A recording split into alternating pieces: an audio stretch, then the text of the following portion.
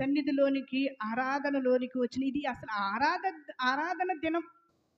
దేవుని ప్రభావము, దేవుడు ఏమై ఉన్నాడో, దేవుని స్వరము ఎలాంటిదో, దేవుని గొప్పతనం ఎలాంటిదో ఇక్కడ యెహోవా అన్ని మాటలకు, అన్ని వచనాలలో 2వ వచనం దగ్గర నుంచి ప్రతి మాటకు యెహోవా ఏమై ఉన్నాడో, యెహోవా స్వరము ఎలాంటిదో, యెహోవా గొప్పతనం ఏంటిదో అన్నీ వరుసగా వ్రాయబడి ఉన్నాయి. అంతే కాదు, ఆయన ఆలయములో 9వ వచనంలో 2వ లైన్ అంటాడు, ఆయన ఆలయములో ఉన్నవన్నీ ఆయనకే ప్రభావం చెప్పుచున్నాయి.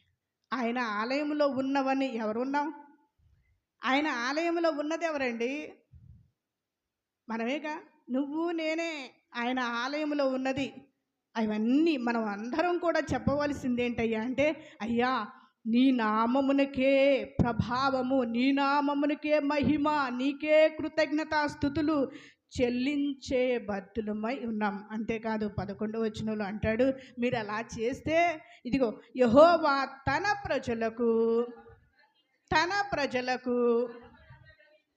ప్రజలకు అంతేకాదు యెహోవా తన ప్రజలకు సమాధానము కలుగజేసి, హల్లెలూయా హల్లెలూయా, ఏంటట? తన ప్రజలకు బలము అనుగ్రహించును. యెహోవా తన ప్రజలకు సమాధానము కలుగజేసి వారిని, అసలు ఎంత ఆశ్చర్యంగా ఉందో తెలుసా? ఆయన స్వరము, ఆయన ఏమై ఉన్నాడో చెప్పిన తరువాత, దైవపుత్రులారా అని పిలిచిన తరువాత, మనము గనక దైవపుత్రులమైతే ఆయనను స్తుతిస్తే, ఆయనను ఘనపరిస్తే, ప్రభావం ఆయనకు చెల్లిస్తే, ఆయన అంటున్నాడు మీరందరూ నా పిల్లలు. నేను పిలిచాను కదా, నా పిలుపును స్వీకరించి, నా పిలుపును అంగీకరించి, నా స్వరమును విని నా పిల్లలు అగునట్లుగా నా దగ్గరకు వచ్చారు కదా, అయితే తన ప్రజలకు బలము అనుగ్రహిస్తాడు, తన ప్రజలకు సమాధానము అనుగ్రహించి ఆశీర్వదించిన దేవునికి మన 2 చేతులెత్తి దేవునికి స్తోత్రాలు చెల్లించుకుందామా? ఆయన నీ కృప నన్ను విడువదు ఎన్నటికి. యేసయ్యా నీ ప్రేమానురాగము నన్ను కాయును, అనుక్షణమటు పాడుతూ ప్రభునామమున కనపరుగా. నీ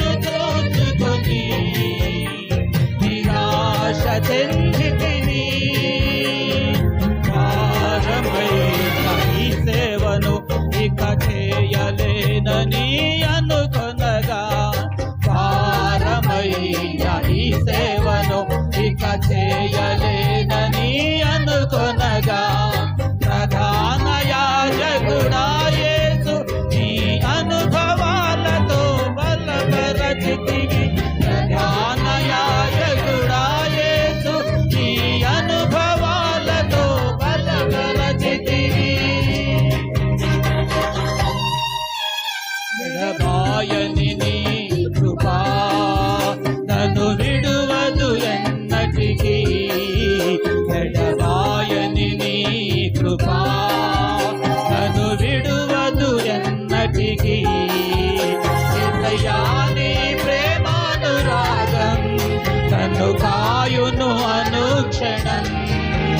యేసయ్యా నీ ప్రేమానురాగం నన్ను కాయును అనుక్షణం.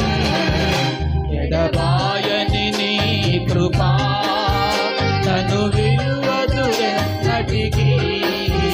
ఎడబాయని నీ కృపా నన్ను విడువదు ఎన్నటికీ.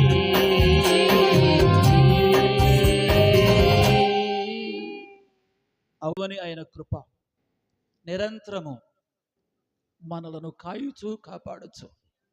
ఆయన మహాదేవుడై ఉండి ఆయనకు మొరపెట్టు వారందరి ఎడల కృప చూపుటకు ఐశ్వర్యవంతుడై ఉండి ఈరోజు వరకు మన ఎడల కృప చూపుచున్నటువంటి దేవునికి కృతజ్ఞత పూర్వకంగా మరోసారి మన రెండు చేతులు పైకెత్తి ఆయనకు స్తోత్రాలు ఆరోపిద్దాం.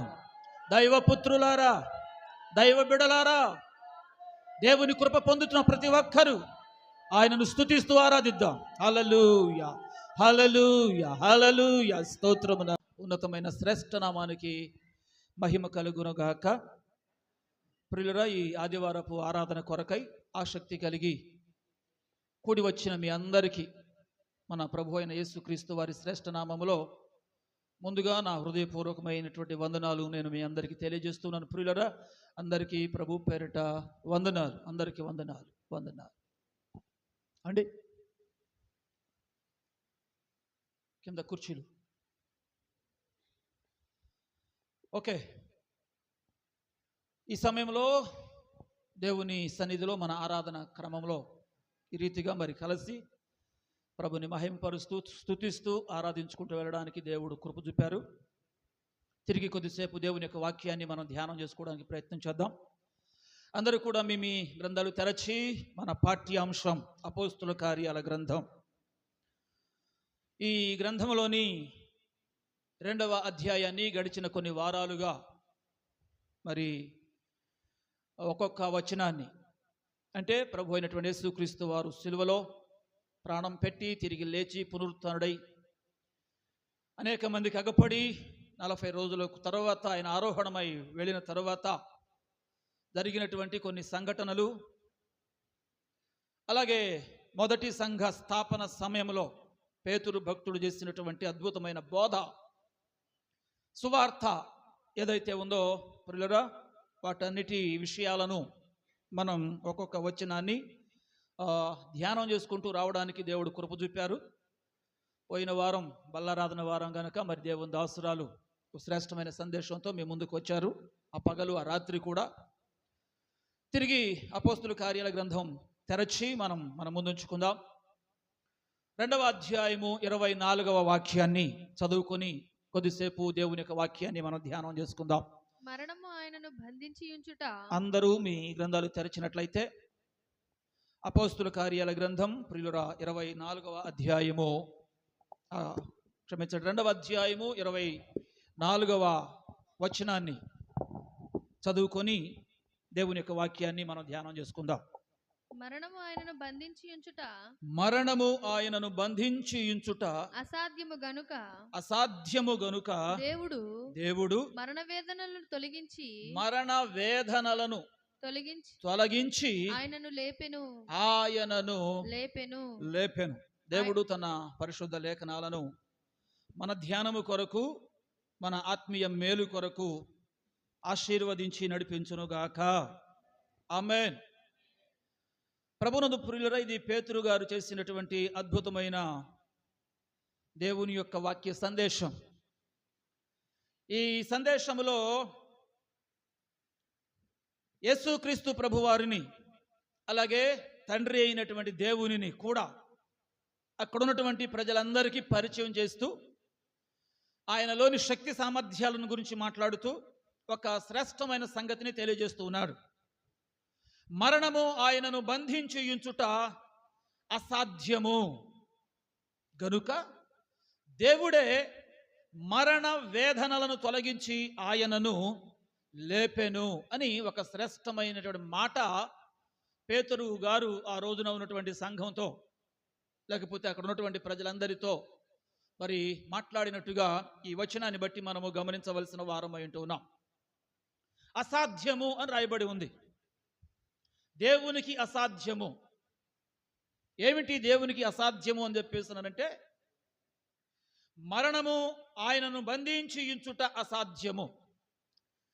దేవునికి అసాధ్యం అనేది వాస్తవానికి ఏది లేదు, కానీ మరణము ఆయనను బంధించడం మాత్రం అసాధ్యం. అంటే ఆయనకు మరణము పై కూడా అధికారం ఉంది. దేవునికి మరణము పైన కూడా చెప్పండి అధికారం ఉంది. ఆయన సర్వాధికారి అయినటువంటి దేవుడు. చెప్పండి, ఏ దేవుడు? సర్వాధికారి. అన్నిటికీ ప్రియులరా ఆయనే అధికారి. అన్నిటిపై కూడా ఆయనే అధికారి. అందరికీ కూడా ఆయనే అధికారి. ఆయనే బాస్. ఆయనకి మించిన బాస్ మరొకడు ఎవడు కూడా లేడు. ఎంత బాస్ అంటే ఆయన ఆ మధ్య ఏదో ప్రోగ్రామ్ వచ్చేది టీవీలో, బిగ్ బాస్. ఏమంటే బిగ్ బాస్ అంటే పెద్ద బాసా? ఆ బాస్ ఎవరో కనపడడు, కానీ ప్రోగ్రామ్ మాత్రం నడుస్తూ ఉంటుంది అప్పుడప్పుడు. ఏదో సీజన్ల వారీగా నడిపిస్తూ వస్తున్నట్టున్నారు. కానీ ఈయన సీజన్ వారీగా బాస్ కాదు. ఈయన సర్వవేళ సర్వవస్థలలో క్రీస్తునందు ప్రియమైన వారురా ఈయన బాస్, బిగ్ బాస్. అధికారం కలిగినటువంటి దేవుడు. ఏ అధికారం అని అంటే సర్వాధికారం కలిగినటువంటి దేవుడు. అన్నిటి పైన అధికారం కలిగినటువంటి దేవుడు. అదే సమయంలో ప్రియులు ఇక్కడ రాయబడి ఉంది, ఆయన మరణము పై కూడా అధికారి. ఆయన దేవునికి స్తోత్రం. దీనిపైన ఆయనకు తప్ప ఇంకెవరికి అధికారం లేదు. మరణము పైన మనం ఆరాధించుతూ ఉన్నటువంటి ఈ దేవునికి తప్ప మరి ఎవరికి కూడా అధికారం లేదు. అందరూ మరణము అనే అధికారం కింద లొంగిన వారే. అర్థమైంది ఈ మాట? అందరూ మరణము అనే ఆ అధికారానికి లొంగిన వారే. మరణానికి అందరూ వశమైపోయినటువంటి వారే. కానీ యేసు మరణానికి వశం కాల. మరణము యేసును వశపరుచుకోలేకపోయింది. ఎందుకంటే మరణముపై కూడా యేసయ్య అధికారి. తండ్రి అయినటువంటి దేవుడు అధికారి. అందుచేత అక్కడ రాయబడి ఉంది, ఆయనను మరణము బంధించి ఉంచుట అసాధ్యం అనుకుంది. పాపం యేసయ్య ఎప్పుడైతే ఆ సిలువలో ఇంచుమించు 3 గంటల వేళ ఏలీ ఏలీ లామా సబక్తాని అని, నా దేవా నా దేవా నన్నెందుకు చేయి విడిచితివి అని, ఆ తర్వాత మరొక 2 మాటలు మాట్లాడి తల వంచి తన ఆత్మను తండ్రికి అప్పగించెను అని బైబిల్లో ఉంది. దాంతో మరణం అనుకుంది, వావ్, నేను మరణమైన నేను మరణముపై అధికారి అని అనిపించుకున్న యేసును జయించాను అని అనుకుంది మరణం. కానీ దాని జయం ఎంతసేపు అంటే జస్ట్ తాత్కాలికం, కొంత సమయం మాత్రమే. ఒక 2 రోజులు ఫుల్గా కాస్త విజయ వికటట్టహాసం మీద చేసిందట మరణం. భక్తుడు ఏదో పాటలో వాడతాడు ఆ పదాన్ని, విజయ వికటట్టహాసం. ఏమండి? విజయ వికటట్టహాసం. అట్టహాసం అంటే పర్వాలేదు, కానీ వికారం లేకపోతే వికటముతో కూడినటువంటి వికటట్టహాసం చేసిందట మరణం. కానీ క్రీస్తునందు ప్రియమైన వారురా ఆయన సమయం వచ్చింది. ఆ సమయం వచ్చినప్పుడు మరణము యొక్క బలమును ప్రియులురా ఆయన పూర్తిగా చిత్తు చేసి దానిని ఓడించి, మరణమా నీ ముల్లెక్కడ, మరణమా నీ విజయం ఎక్కడ అని దానిని ప్రియమైన వారురా తుత్తునయులుగా చేసి, మరణమునే సమాధిలో ఖైదీగా చేసి ఆయన విజయశీలుడై తిరిగి లేచినటువంటి సజీవుడైనటువంటి దేవుడు మన దేవుడు. ఆయనకు మహిమ కలుగునుగాక, ఆయనకు ఘనత కలుగునుగాక, ఆయనకు ప్రభావము చెందునుగాక, ఆయన కొనియాడబడునుగాక. ఉన్న సమాధులన్నిటిలలో ఖాళీగా ఉన్న సమాధి ఏదైనా ఉందా అని చెప్పేసానంటే, భూమి పుట్టింది మొదలుకొని చరిత్రలో ప్రేమైన వాళ్ళ యేసు సమాధి తప్ప తెరవబడిన సమాధి, ఖాళీగా ఉన్న సమాధి మరొకటి ఏది కూడా లేదు. దేవుని స్తోత్రం. కాబట్టి ఆయన నిజమైన విజయశీలుడు. ఆయనను మరణము బంధించి ఉంచుట అసాధ్యం అని చెప్పి తర్వాత అన్నాడు, దేవుడు మరణ వేదనలను తొలగించి ఆయనను లేపెను. ఏం తొలగించాడు ఆయన? మరణ వేదనలను తొలగించి ఆయనను లేపెను. దేవుడు అంటే ఎవరు ఇక్కడ? తండ్రి అయినటువంటి దేవుడు. లేపింది ఎవరిని? ప్రభు అయిన యేసుక్రీస్తు వారిని. ఈస్టర్ సండే నాడు పగలు కానివ్వండి, ఆ సాయంకాలం మనం పెట్టుకున్న ఈవినింగ్ మీటింగ్లో కానివ్వండి, ఈ విషయాలు చాలా కూలంకషంగా మనం ధ్యానం చేశాం. ఏమండి, నేను మృతుడనైతిని కానీ యుగ యుగములు సజీవుడును అన్నాడు ఆయన ప్రకటన గ్రంథంలో. కాబట్టి ఈ విధమైనటువంటి మాటలు దైవ గ్రంథంలో మన ప్రభు అయిన యేసును గురించి ఎన్నెన్నో మనకు కనబడతాయి. కానీ ఆ సమయంలో పేతురు గారు ఈ మాటల చేత ఈ వాక్య భాగాన్ని ఆధారం చేసుకొని యేసు సజీవుడు అని, తిరిగి లేచిన వాడు అని చెప్పేసి ఒక మంచి సత్యస్వార్తను ఆయన అక్కడ ప్రకటించినట్లుగా, బోధించినట్లుగా వాక్యంలో మనం చూస్తాం. దాని ప్రభావముతో అక్కడున్న వారిలో 3,000 మంది ఆయన యందు విశ్వాసం ఉంచి మారు మనసు పొంది, పాపక్షమాపణ పొంది, బాప్తిస్మము పొంది ప్రేమిన వారు సంఘముగా వారు సమకూడారు. 3,000 మంది అనేటటువంటి సంగతి మనందరికీ తెలుసు. అయితే ఇక్కడ పేతురు చెప్పిన సువార్త ఏమిటయ్యా అని చెప్పేసానంటే, మరణ వేదనలను తొలగించి ఆయనను లేపెను. ఏం తొలగించి? మరణ వేదనలను తొలగించి ఆయనను లేపెను. ఏం తొలగించాడు ఆయన? మరణ వేదనలు రకరకాలు. ఇక్కడ ఉంది మరణ వేదన అని. అవును, యేసయ్య దానిని అనుభవించాడు. యేసయ్య దానిని రుచి చూడవలసిన పరిస్థితి ఏర్పరచబడింది. అయితే క్రీస్తునందు ప్రేమైన వారు దేవుడు అంటే తండ్రి అయినటువంటి దేవుడు ఆ వేదనలన్నిటినీ కూడానట ఏం చేసేసాడు? తొలగించి వేశాడు. తండ్రి అయినటువంటి దేవుడు తన కుమారుడైనటువంటి క్రీస్తుకు కలిగిన వేదనలను ఆయన తొలగించి వేసేసి ఏ విషయమైనటువంటి వేదన ఆయనను వేధించిందో ఆ వేదనకరమైనటువంటి పరిస్థితిని అంతటిని కూడా ఆయన రూపు దిద్దేసినట్టుగా దేవుని యొక్క లేఖనాలలో ప్రియమైన వారుగా మనం గమనిస్తాం. దేవుని స్తోత్రం కలుగును గాక. ఈ పూట మీకు మనం ఆరాధించేటటువంటి ఈ దేవునిని ఈ విధంగా పరిచయం చేయాలని నేను ఆశపడుతూ ఉన్నాను. అదేమిటయ్యా అని చెప్పేస్తానంటే, ఆయన వేదనలను తొలగించువాడు అనండి. ఏం తొలగిస్తాడు? ఉన్నాయా మీకేమైనా వేదనలు? మీకేమైనా ఉన్నాయా?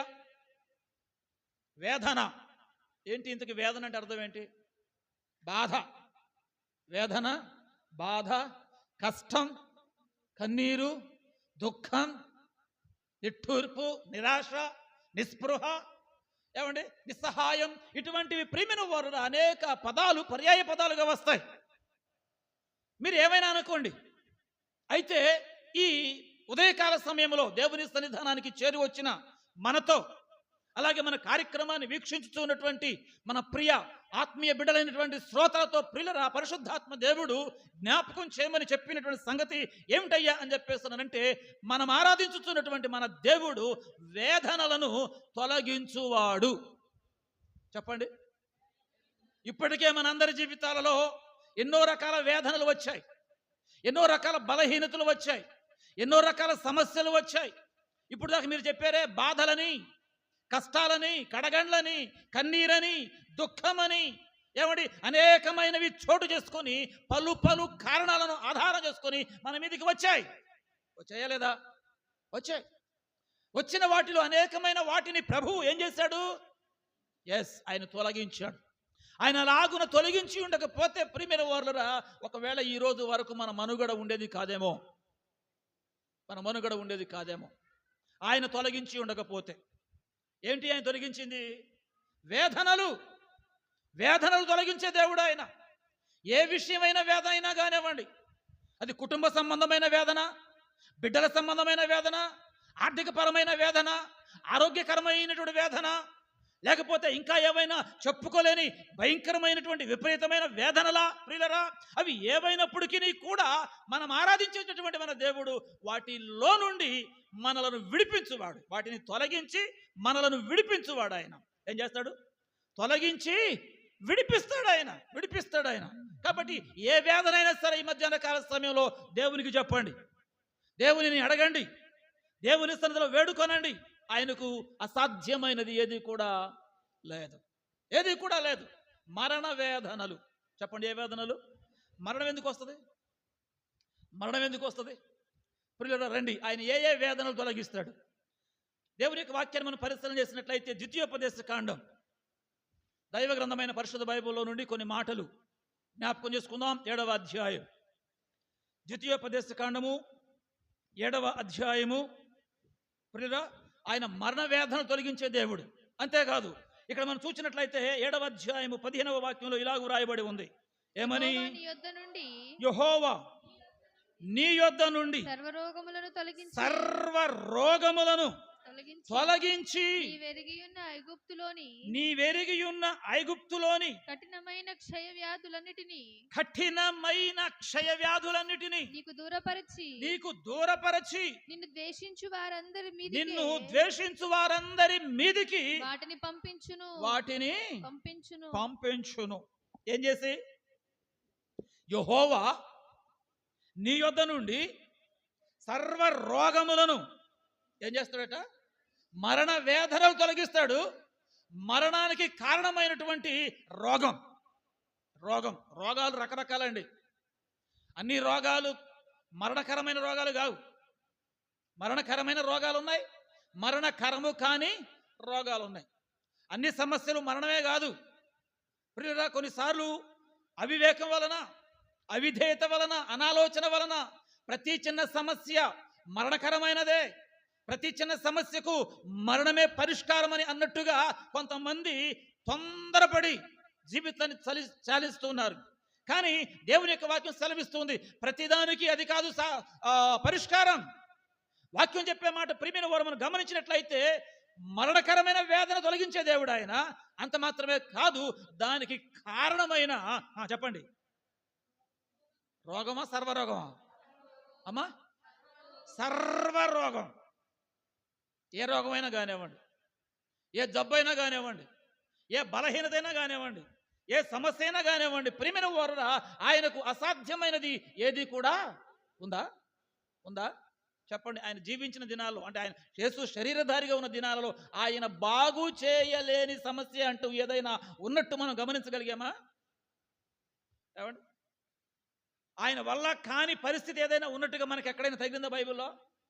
ఒక సందర్భంలో శిష్యులు అడిగారు, మేమెందుకు వెళ్ళగొట్టలేకపోయాం, మేమెందుకు బాగు చేయలేకపోయాం అని చెప్పేసాను. ప్రభువు చెప్పాడు, ప్రార్థన వలననే గాని మరి దేని వలనను ఈ విధమైనది వదిలిపోవుట అసాధ్యము అన్నాడు. ఏం వదిలిపోవాలి అక్కడ?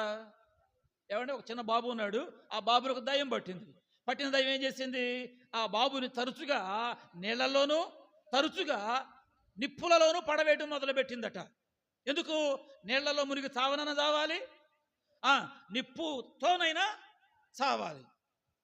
అపవాది పని ఏమిటంటే చంపడం కోసం వాడు ఇలాంటి ప్రయత్నాలు చేస్తూ ఉంటాడు. వీళ్ళు తల్లిదండ్రులు పాపం అతనిని కనిపెట్టుకొని అటువంటి ప్రమాదంలో పడిన ప్రతిసారి వారి వల్ల అయినంత వరకు కాపాడుకుంటూ వచ్చారు. ఇక కొంతకాలం అయ్యేటప్పటికి వారి వల్ల ఆ సమయంలో ప్రభు ఉన్నారు ఆ ప్రాంతాలలో. ఎవరో చెప్పారు ప్రభు బాగు చేస్తాడని, వెళ్ళారు. ఆయనేమో ఏకాంతంగా ప్రార్థనలో ఉన్నాడు. కింద శిష్యులు కనపడ్డారు, అయ్యా ఇది పరిస్థితి చూడండి అని చెప్పేసానంటే వాళ్ళు ఏదో మొత్తానికి ప్రయత్నాలు చేశారు. వారి వల్ల కాలేదు కానీ దేవుని వల్ల అయితే ప్రియమైన వారురా సమస్తము సాధ్యమే.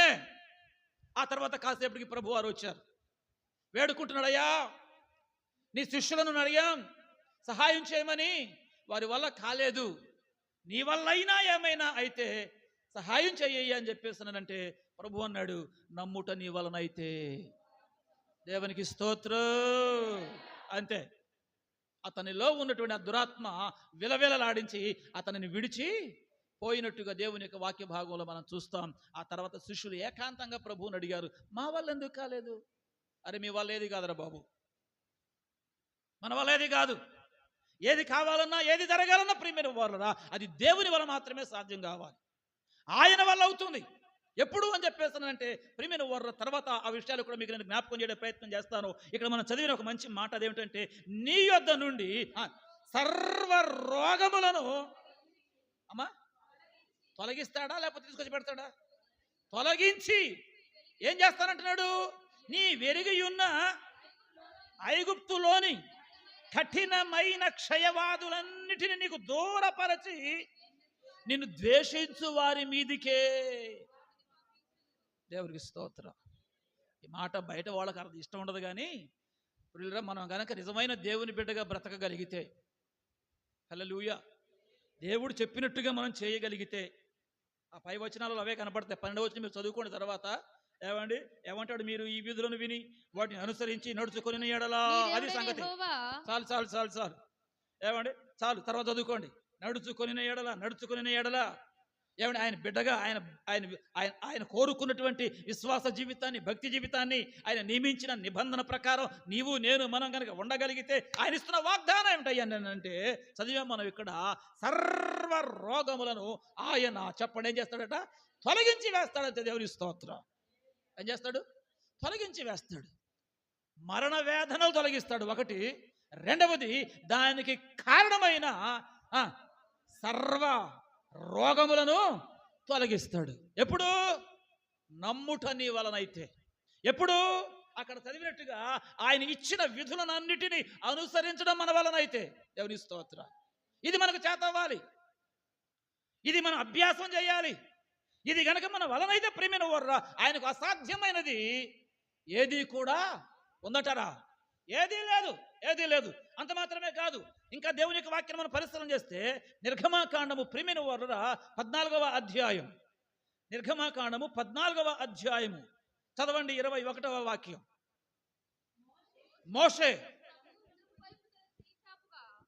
మోషే సముద్రము వైపు తన చెయ్యి చాపగా యెహోవా ఆ రాత్రి అంతయు బలమైన తూర్పు గాలి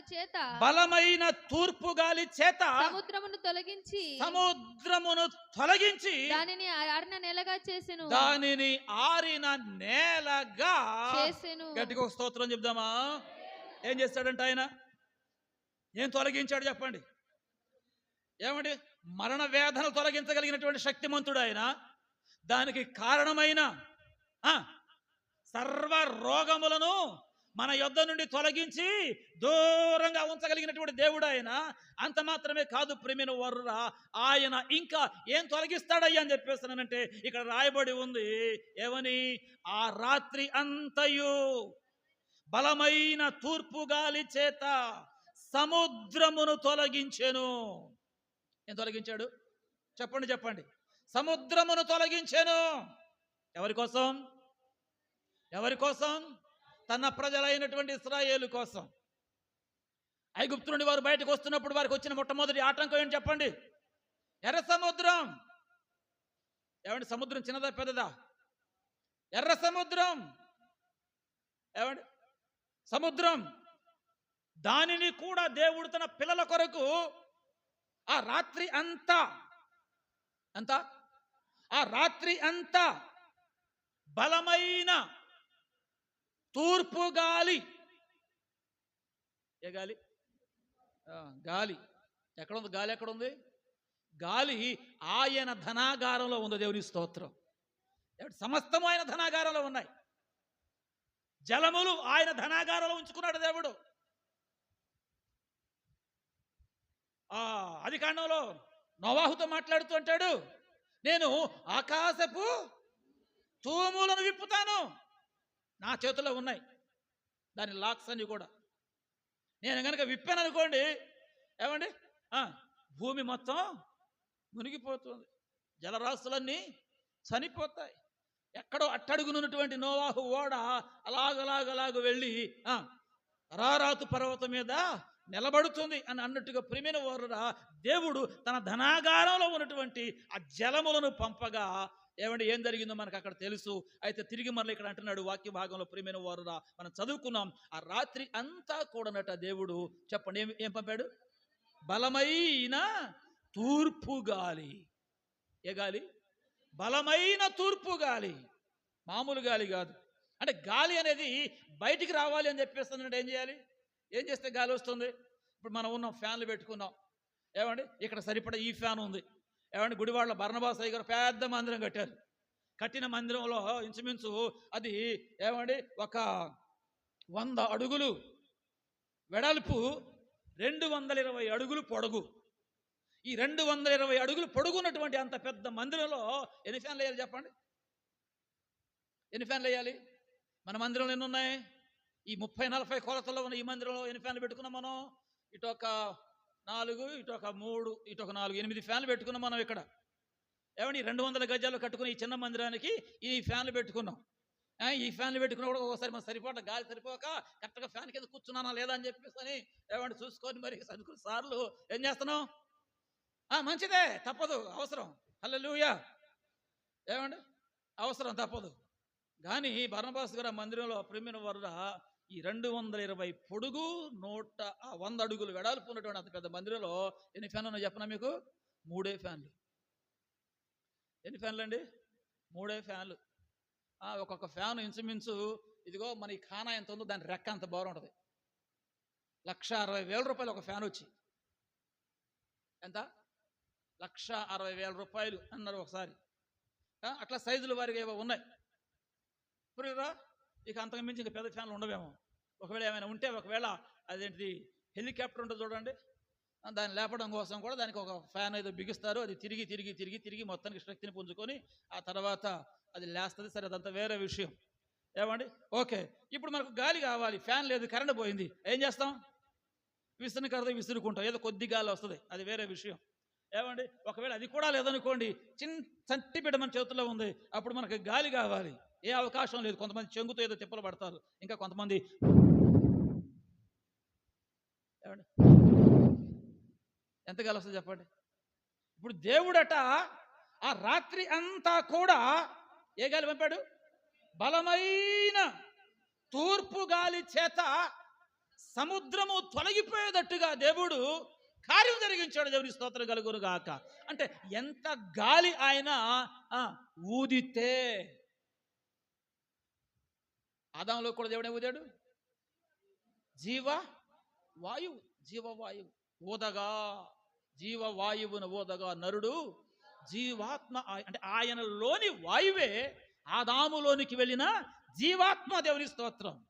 ఆయనలోనికే కాదు, ఈరోజు మనలో ఉన్నది కూడా ప్రియమైన వర్రా ఆయన ఊదిన ఆ వాయువే జీవవాయువు, ఆక్సిజన్ అంటారు కదా, అదంతా మనం అనుభవిస్తూ వస్తున్నాం. అయితే ప్రియమైన వర్రా ఇప్పుడు ఇశ్రాయేలీయుల యొక్క ప్రయాణానికి ఒక పెద్ద ఆటంకం వచ్చింది. ఏమిటి అది అని చెప్పేస్తానంటే మనందరికి తెలుసు. ఏంటంటది? అమ్మా పెద్ద సముద్రం, ఎర్ర సముద్రం. ఇప్పుడు వీళ్ళేమో దాటి వెళ్ళాలి. వెళ్దామంటేనేమో సముద్రం లేదు, పోనీ వెనకకి పోదాం ఏమైనా బ్రతుకుదామంటేనేమో సైన్యం. ఇరుకున పడ్డట్టుగా అయిపోయింది పరిస్థితి. ఆ సమయంలో దేవుడు వారి కొరకు చేసిన గొప్ప కార్యం మోషే ద్వారా. దేవుని స్తోత్రం కలుగును గాక. అక్కడ రాయబడి ఉంది, మోషే సముద్రము వైపు తన చేయి చాపగా. ఏముంది చేతులు? ఏముంది? దేవుడు ఇచ్చిన కర్ర. కర్రలోనికి దేవుడు పంపిన అభిషేకం. ప్రియులారా తన చేయి చాపగా దేవుడు తన ప్రజల కొరకు చెప్పండి సముద్రమును కూడానట ఆయన తొలగించి వేసేసాడు. దేవుని స్తోత్రం. అంటే ఇక్కడ మనకి ఏమర్థం కావాలంటే, ఈ దేవుడు ఏదో చిన్న చిన్న విషయాలను మాత్రమే తొలగించేవాడు కాదు. ఆయన చిన్న చిన్న సమస్యలకు మాత్రమే పరిష్కారం చూపించేవాడు కాదు. ఆయన కొన్నిసార్లు మనకు అనిపిస్తుంది, దేవుడు ఈ కార్యం కూడా చేయగలుగుతాడంటారా? దేవుని వల్ల ఇది కూడా అవుతుందంటారా? దేవునికి అంత శక్తి సామర్థ్యాలు ఉన్నాయంటారా అని కొన్నిసార్లు దేవునికి ఏమండి ఇదిగో మనం ఇలాంటి అపోహలను ఆపాదింపజేస్తాం. చాలా పెద్ద పొరపాటు అది, పెద్ద పొరపాటు అది. అందుచేత ప్రియమైన వారులారా ఇక్కడ వాక్యం సెలవిస్తున్నటువంటి మంచి మాట, ఆయన సముద్రమును చెప్పండి తొలగించెను. తన ప్రజలకు అడ్డుగా ఉన్నటువంటి సముద్రమును చెప్పండి తొలగించెను. యొర్దాను నది జలములను ఆయన చెప్పండి తొలగించెను. వారి ప్రయాణమునకు ఎదురుగా వస్తున్నప్పుడు పెద్ద ఎరికో కోట గోడలు ఒక అద్భుతమైన ప్రణాళిక చొప్పున చెప్పండి దేవుడు ఏం చేశాడు? తొలగించెను. తన ప్రజలు గమ్యము చేరుట కొరకైనటువంటి ఆసక్తి కలిగిన వారై ఒక నాయకత్వానికి తమను తాము అప్పగించుకొని ప్రయాణమైపోతూ ఉంటే ఆ ప్రయాణములో ఏ ఆటంకం వచ్చినా ఏ అవరోధం వచ్చినా క్రీస్తునందు ప్రియమైన వారురా నీకున్న ఆ శక్తిని బట్టి ఆయన వాటన్నిటినీ చెప్పండి. ఎప్పుడు ఆసక్తి ఉన్నప్పుడు, ఎప్పుడు ఆసక్తి ఉన్నప్పుడు ప్రతి ఆటంకాన్ని ఆయన నీ ప్రయాణానికి అడ్డు లేకపోకుండా ఆయన తొలగించి వేస్తాడంతే. దేవుని స్తోత్రం.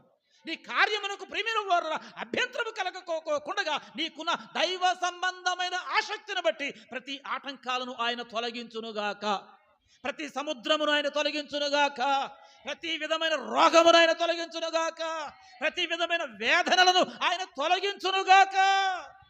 ఉందా ఆయనకు అసాధ్యమైంది ఏదైనా? ఏమండి? కాబట్టి మన దేవుడు తొలగించి వేసే దేవుడు. ఏం చేసే దేవుడు? తొలగించి వేసే దేవుడు. రండి సమూయేలు మొదటి గ్రంథం దేవుని యొక్క వాక్యాన్ని మనం పరిశీలన చేసినట్లయితే 17వ అధ్యాయము మనకు బాగా తెలుసు. 26వ వచనం. దావీదు జీవము గల దేవుని సైన్యములను తిరస్కరించుటకు ఈ సున్నతి లేని ఫిలిష్తీయుడు ఎంతటి వాడు? ఈ సాయంత్రం పూటకి వాడు వచ్చి ఏమండి వాడు ప్రతాపాన్ని చూపిస్తూ మాట్లాడుతూ వచ్చేసేసాడు. అయితే వీళ్ళెవరు కూడా ముందుకు రాని పరిస్థితి. సౌలు సతికిలబడ్డాడు. సౌలు సైన్యం ఏమండి గుడారాల మాటున ప్రాణాలు కాపాడుకోవటం కోసం ఉన్నట్టుగా బిక్కుబిక్కుమంటూ దాగిన వారై ప్రేమైన వారి జీవన విధానాన్ని కొనసాగిస్తున్నారు. అట్లాంటప్పుడు మరి సామాన్య ప్రజల పరిస్థితి ఏంటి? వారు ఇక అంతంత మాత్రమే. ఆ సమయంలో వచ్చాడు దావీదు. దేవుని స్తోత్రం కలుగును గాక. వచ్చిన దావీదు అంటున్నటువంటి మాట, దేవుని పేరట యుద్ధానికి వెళ్ళబోయే ముందు ప్రియమైన వారులా ఆయన అడిగినటువంటి మాట అదేమిటయ్యా అని చెప్పేసానంటే, ఇదిగో ఇశ్రాయేలీయుల మీదకి వీడి వలన ఈ నింద కలిగింది, ఈ నిందను తొలగించడానికే దేవుడు నన్ను ఇక్కడ పంపాడేమో, కాబట్టి ఈ విషయంలో నేను ముందుకు వెళ్ళబోతా ఉన్నాను, నాకేంటి ప్రయోజనం అన్నట్టుగా ప్రియురా ఈ వ్యక్తి మాట్లాడినటువంటి వైనాన్ని దేవునికి వాక్య భాగంలో మనం చూస్తాం. అంటే ఇక్కడ మనకేం అర్థం కావాలని చెప్పేసానంటే, దేవుడు తను అభిషేకించినటువంటి దావీదు ద్వారా ఇశ్రాయేలీయుల మీదకి వచ్చినటువంటి నింద ఏదైతే ఉందో దానిని దేవునికి స్తోత్ర హల్లెలూయా. కాబట్టి ఇప్పుడు 4వది మనకి ఏమర్థం కావాలి? నింద తొలగించే దేవుడు. దేవునికి స్తోత్ర. చెప్పండి, ఏ దేవుడు? నింద తొలగించే దేవుడు.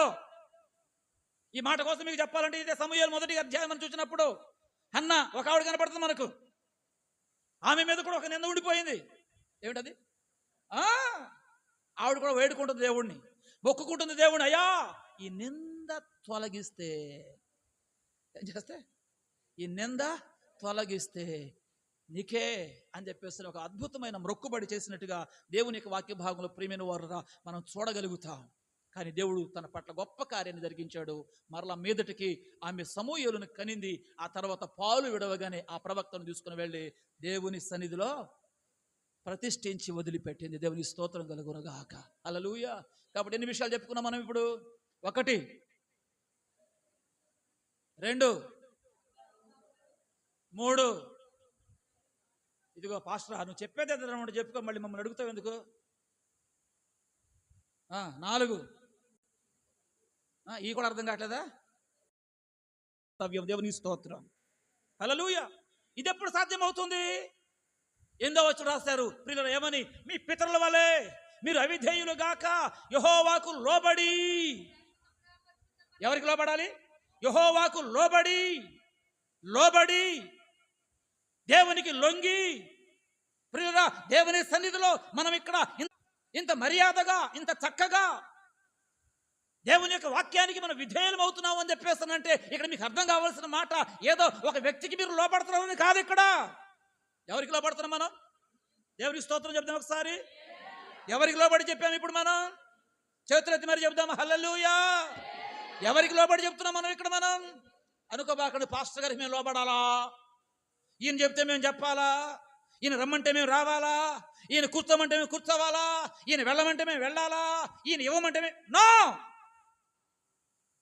ఇక్కడ మీరు లోబడుతున్నది, ఇక్కడ మీరు విధేయత చూపుతున్నది ఒక మనిషికి కాదు, మనిషికి కాదు. మరి ఎవరికి లోబడుతున్నాం మనం? వాక్యం సెలవిస్తుంది ఏమని? యెహోవాకు లోబడి ఆయన శాశ్వతముగా పరిశుద్ధపరచిన ఆయన పరిశుద్ధ మందిరములోనికి ప్రవేశించి ఏంటండి ఏంటండి దేవుని విషయంలో వారి ప్రవర్తన బాగోలా. అన్ని విషయాల్లో బాగానే ఉంటారు.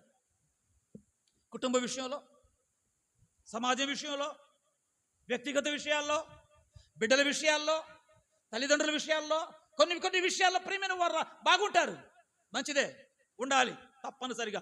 కానీ వాక్యం సెలవిస్తుంది దేవుని విషయంలో మన ప్రవర్తన ఏంటి, దేవుని విషయంలో మన ఆలోచన ఏమిటి, దేవుని విషయంలో మన మనసు ఏమిటి? ప్రియరా, జాగ్రత్తగా వినండి మాట. యెహోవా ఎడల వారు ఎలా ప్రవర్తించారు? ద్రోహముగా ప్రవర్తించారు.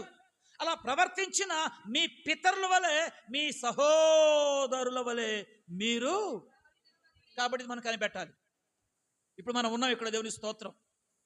ఇప్పుడు ఇక్కడ మనం ఉన్న మనం, మనలో కొంతమంది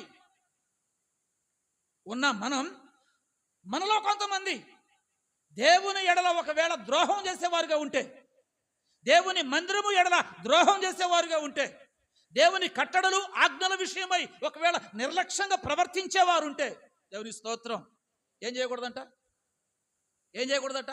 మీరు వారి వలె ఏం చేయొద్దు? ప్రవర్తింపవద్దు. వారి వలె బ్రతకవద్దు. వారి వలె మీరు జీవించవద్దు. వారి అడుగు జాడలను మీరు వెంబడించవద్దు. హల్లెలూయా. ఎందుకంటే వారు దేవునికి లోబడక దేవుని ఎడలనే వారు ద్రోహం చేసి, వారు ప్రవర్తన విషయంలో దేవుని దృష్టిలో దుర్మార్గులైపోయారు. కాబట్టి వారి ప్రవర్తన కాదు మీకు ఆధారం కావాల్సింది, వారి ప్రవర్తన కాదు మీరు మాదిరిగా పెట్టుకోవాల్సింది. హల్లెలూయా. మరి ఎవరిని మాదిరిగా పెట్టుకోవాలి? ఎవరిని ఆధారం చేసుకోవాలి? ఎవరి ప్రవర్తనను అనుసరించాలి? ఎవరి అడుగు జాడలలో కొనసాగాలి? అక్కడ చాలా సుస్పష్టంగా రాస్తున్నాడు. ప్రియమైన వారులారా గమనించండి, ద్రోహముగా వారు ప్రవర్తించారు, అందుచేత మీ పితరుల వలె మీరు విధేయులుగా కాక, మీ పితరుల వలె మీరు మీ సహోదరు వలెను మీరు ప్రవర్తింపకుడి. హల్లెలూయా. ఒకటే మీకు చెప్పాల్సిన మాట.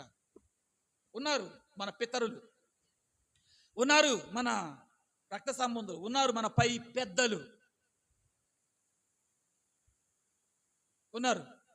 ఉన్నవారందరూ మనంతటి జ్ఞానవంతులు కాకపోవచ్చు, ఉన్నవారందరికీ మనంతటి తెలివితేటలు లేకపోవచ్చు, ఉన్నవారందరికీ దైవిక జ్ఞానం లేకపోవచ్చు, వారిని నడిపించేవాడు లేక వారు అక్రమంగానో, అన్యాయంగానో, దుర్మార్గంగానో, దేవుని దృష్టిలో ద్రోహం చేసిన వారుగానో వారు మిగిలిపోయారు. కానీ ఇప్పుడు నీకున్నాడుగా ఒకడు నడిపించడానికి. ఇప్పుడు దేవుడు ఉన్నాడుగా మనకు బోధించడానికి. హల్లెలూయా. చెప్పేవాడు లేక చెడిపోయాడు అంటే ఏమనొచ్చు? సహించవచ్చు, క్షమించవచ్చు, సరేలే అనుకోవచ్చు. ఒక ఆయన మహా బాధపడిపోయాడు మా దగ్గర. పాస్టర్ గారండి, మాకు చెప్పేవాళ్ళు లేరండి, మాకు భయపెట్టేవారు లేరండి, అమ్మా బాబు గారంగా పెంచారండి, మేమేం అడిగితే అది ఇచ్చారు, మేమేం చేస్తామంటే అది చేయనిచ్చారు, దాంతో ఇష్టారాజ్యంగా బ్రతికాం, ఇష్టారాజ్యంగా తిరిగాం, ఇష్టారాజ్యంగా తిన్నాం. నమిలి ఇప్పుడు ఈ నాలుక బర్రెకొచ్చినట్టుగా ఇంత బారు వచ్చేసింది బయటికి. అర్థమైన వాళ్ళకి అర్థమైంది అనుకుంటున్నా నేను. ఇంత బారు వచ్చేసింది బయటికి.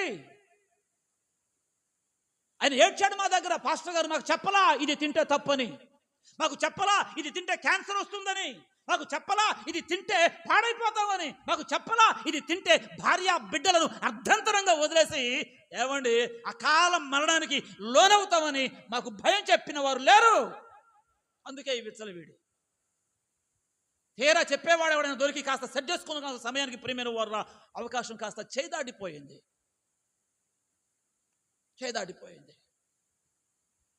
చెప్పేవాడికి, తినేవాడికి, చేసేవాడికి, చెప్పేవాడికి చెడిపోయి పాడైపోతే ఇవాళ చెప్పేవాడు ఉన్నా కూడా ప్రియమైన వారు చెప్పేవాడి మీద పగబడుతున్నారు తప్ప, బుద్ధి చెప్పేవాడి మీద పగ పెట్టుకుంటున్నారు తప్ప, నా మేలు కోసమే కదా, వారి వల్ల ప్రవర్తించొద్దని చెప్పేది నా కోసమే కదా.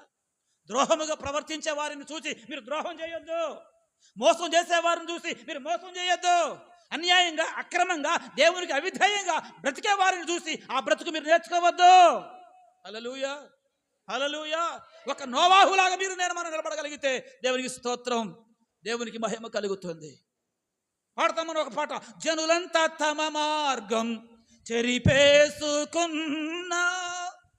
పవిత్ర మార్గానికి దూరమవుతూ ఉన్నా, లోకపు ఆశలతో మది నింపుకున్నా, దేవుని కన్నా ధనాన్నే ప్రేమిస్తున్నా, నోవాహు వలెనే నిన్నే కోరుకుంటా.